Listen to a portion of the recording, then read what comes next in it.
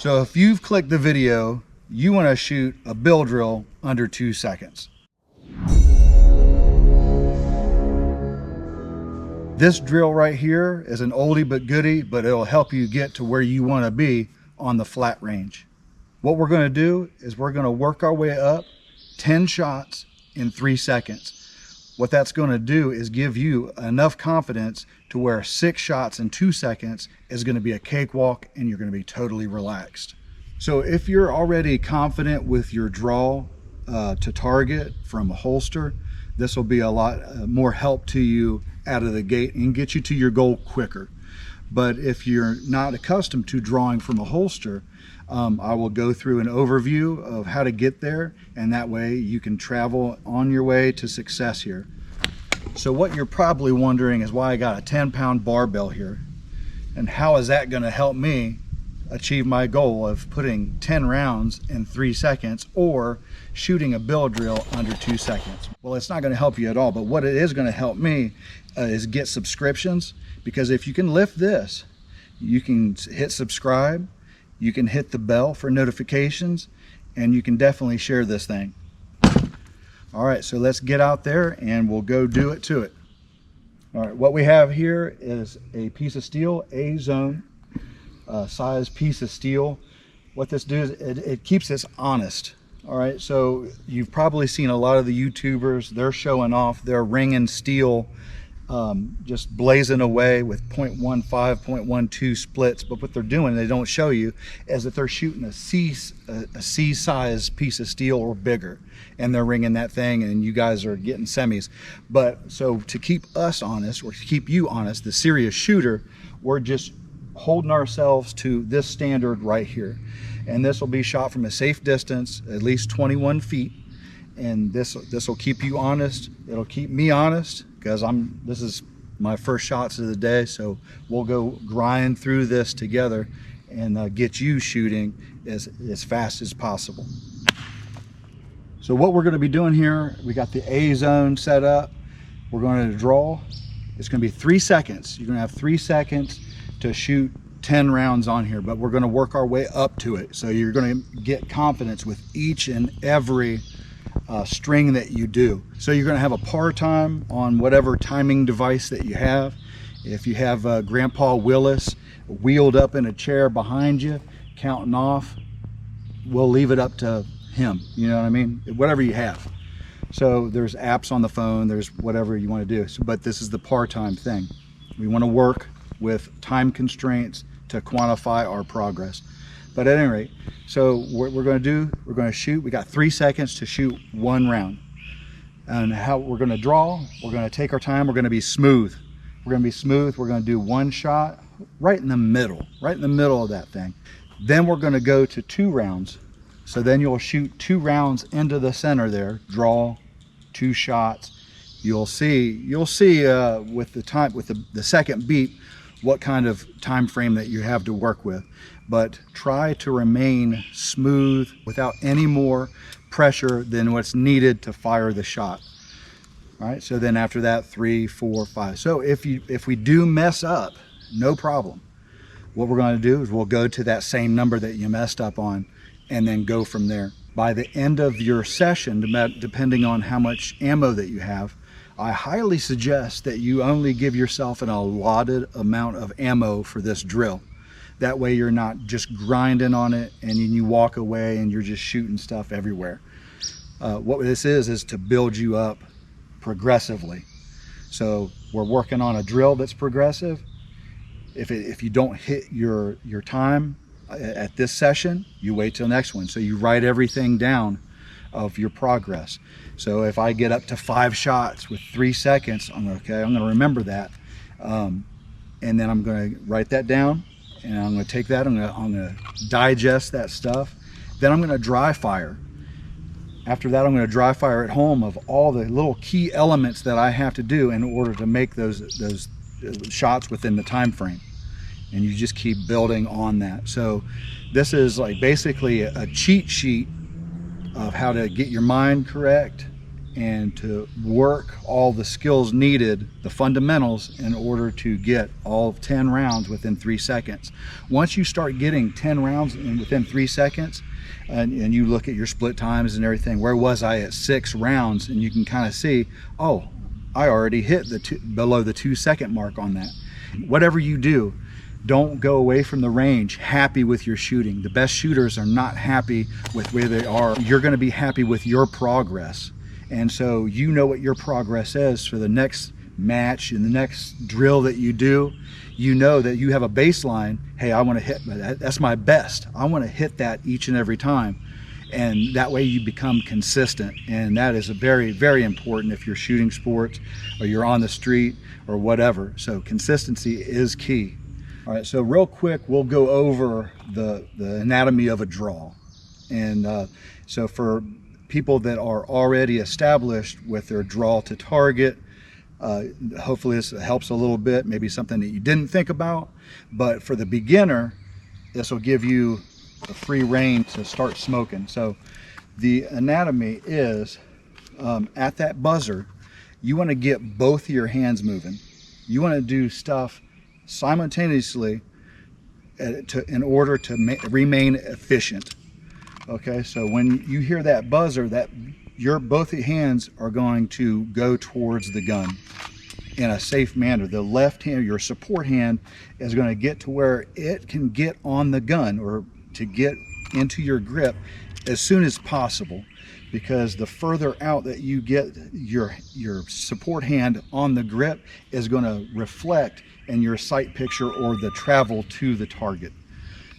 So when that buzzer goes off, I'm moving both hands. I'm getting my support hand to a safe spot. It doesn't matter where it is. This is, for a beginner, I would start out touching your tummy. And that way it triggers subconscious that you're getting that thing there before you release the firearm out of the holster. And then it can slip under here and go towards the target.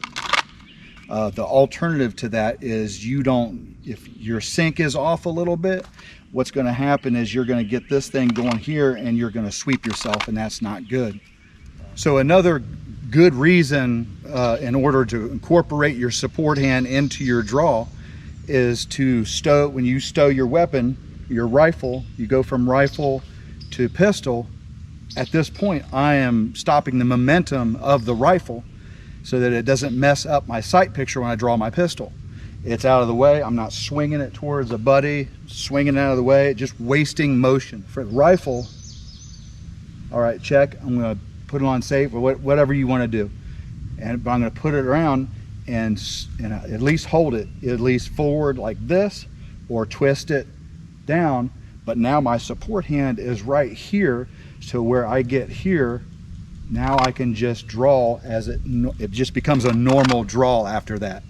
So stow the weapon, my support hand's up here already, stabilizing the rifle. I draw the pistol, I'm here already, nothing changes after that. So remain efficient. Here, both starts moving at the buzzer, it comes off, straight out of here. As soon as it gets here, it's going on its way to the target with everything working in tandem. Everything's going on at the same time. There's at least 3 or 4 things going on at the same time.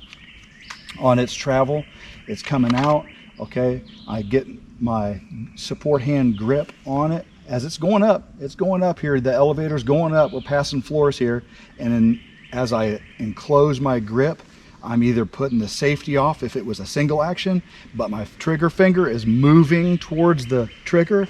I'm parallel to the earth, so it's a safe spot. I've designated that area right there as safe to shoot at, so I can put my trigger and prep that trigger as fast as I want.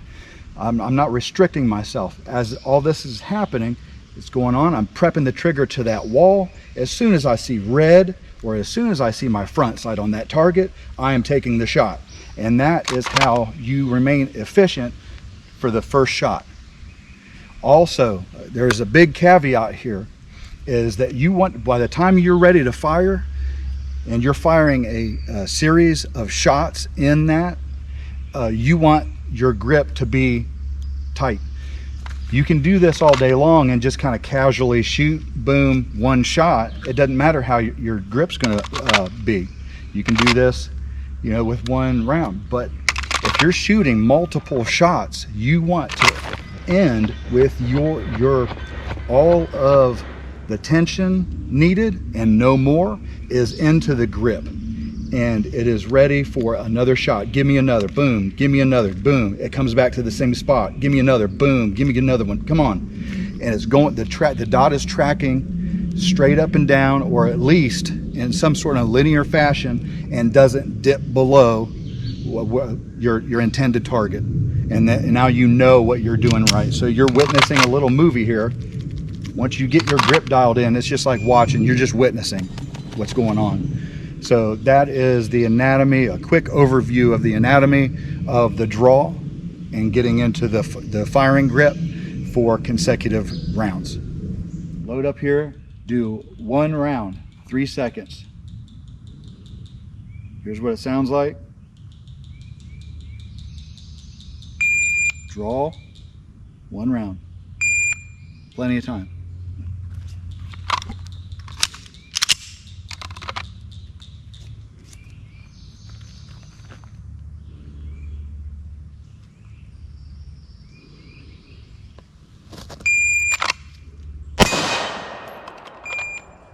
Okay, so that was a 158. So now 2 rounds.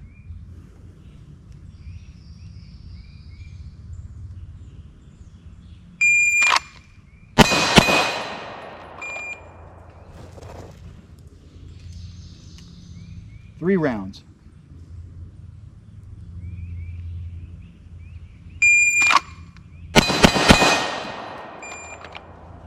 All right. 4 rounds.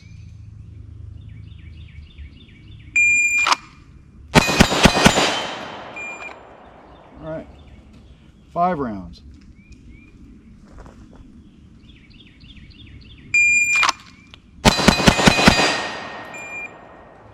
Okay.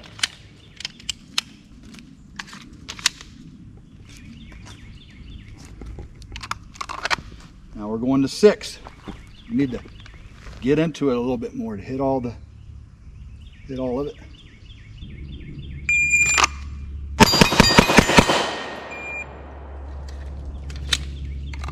All right, let's go for 7.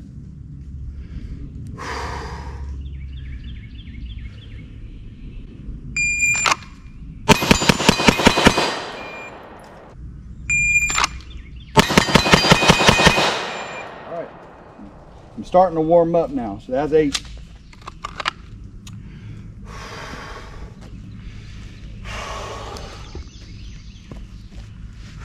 All right, we're going for 9. The indestructible number.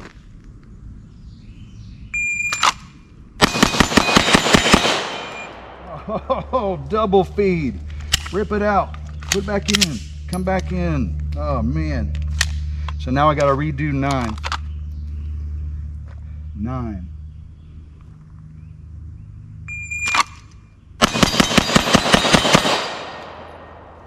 All right, that was a 289.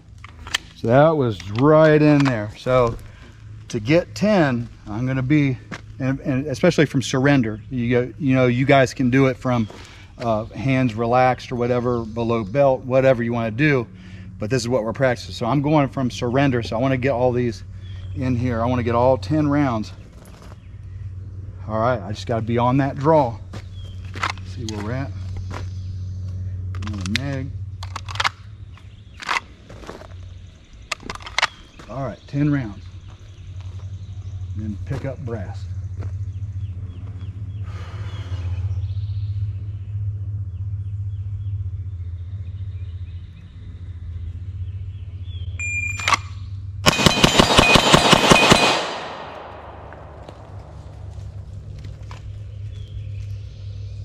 That was a 294.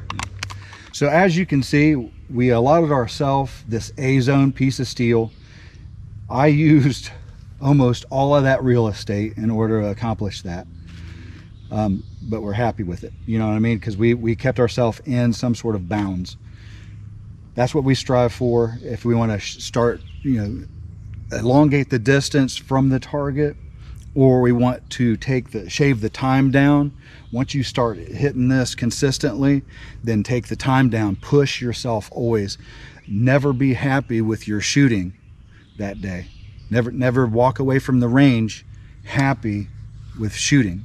Be happy with your progress, and make sure the next time you shoot consistent, and you shoot your game, you shoot to your skill. That's what really matters at the end of the day, and I know you can do it. I have faith in you. If you're a real shooter, you've probably lasted this long. You want to see how to progress. You want to take information, digest it, and take it to the range. I know you can do this. At any rate, I love you. Please subscribe. Lift 10-pound weights until you can. Subscribe, hit the bell, share this with your buddy, and we'll see you next time. Love you. God bless.